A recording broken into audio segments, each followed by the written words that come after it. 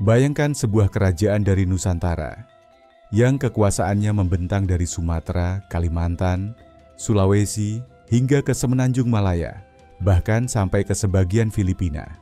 Namun anehnya, kisah kejayaannya justru jarang dibahas secara utuh di sekolah-sekolah kita. Inilah kisah penuh rahasia tentang Kerajaan Majapahit, penguasa Asia Tenggara yang nyaris terlupakan.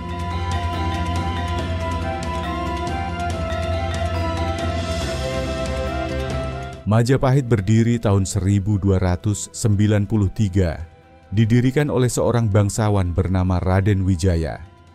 Ibu kotanya berada di Trowulan, sebuah kawasan subur di Jawa Timur yang kini menyimpan banyak peninggalan sejarah. Kerajaan ini merupakan kerajaan Hindu-Buddha, terakhir dan terbesar dalam sejarah Nusantara. Tapi apa yang membuatnya begitu besar?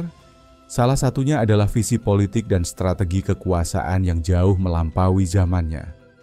Majapahit bukan hanya tentang wilayah, tapi tentang bagaimana pengaruh budaya, ekonomi, dan militer Indonesia menyebar luas ke seantero Asia Tenggara.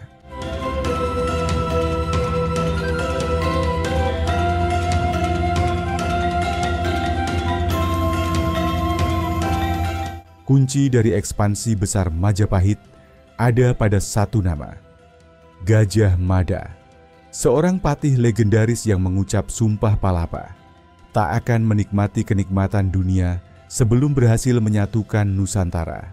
Dan ia berhasil. Dengan konsep Mandala, Majapahit memperluas pengaruhnya lewat aliansi politik, bukan sekadar penaklukan militer. Raja-raja kecil tunduk pada Majapahit dengan status vasal. Beberapa diperkuat dengan pernikahan politik yang menjadikan ikatan antar kerajaan begitu kuat. Ini bukan sekadar kerajaan, tapi sebuah jaringan diplomasi kuno yang sangat efektif.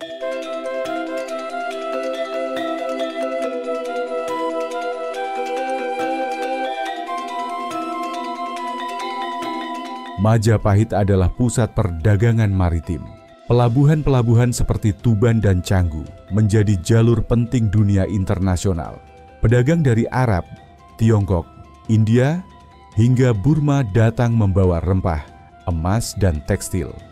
Dengan sistem ekonomi yang terstruktur, serta kontrol pajak dan komoditas, Majapahit menjadi poros ekonomi Asia Tenggara.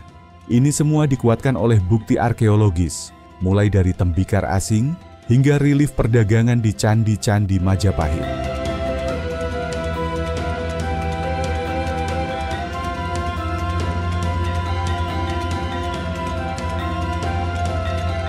Di balik kejayaan ekonomi dan diplomasi, Majapahit juga memiliki kekuatan militer yang tangguh. Armada lautnya dengan kapal-kapal besar bernama Jong mampu menjangkau wilayah luas dan menjaga jalur perdagangan. Mereka menggunakan teknologi senjata awal seperti bedil, semacam senapan tradisional, yang diperkenalkan dari Tiongkok. Prajurit-prajurit Majapahit dikenal disiplin dan ahli strategi, baik dalam perang darat maupun laut. Tak heran, banyak kerajaan lain segan dan memilih tunduk daripada melawan langsung Majapahit. Majapahit meninggalkan warisan budaya yang luar biasa. Mulai dari karya sastra agung seperti Negara Kertagama dan Kakawin Sutasoma, hingga sistem pemerintahan dan seni pertunjukan seperti wayang. Tapi, kenapa kita jarang mendengar semua ini di sekolah? Sebagian sejarawan meyakini bahwa narasi sejarah Indonesia lebih banyak difokuskan pada era kolonial dan kemerdekaan. Sementara kisah kejayaan Nusantara yang begitu epik perlahan menghilang dari buku pelajaran. Kini, saatnya kita mengenang, belajar, dan menghidupkan kembali kebanggaan itu. Jika kamu merasa bangga sebagai bagian dari bangsa ini, bantu kami menyebarkan kisah Majapahit ke lebih banyak orang. Klik like, share ke temanmu, dan subscribe channel Lentera Sejarah. Karena sejarah bukan hanya tentang masa lalu, tapi tentang identitas kita hari ini.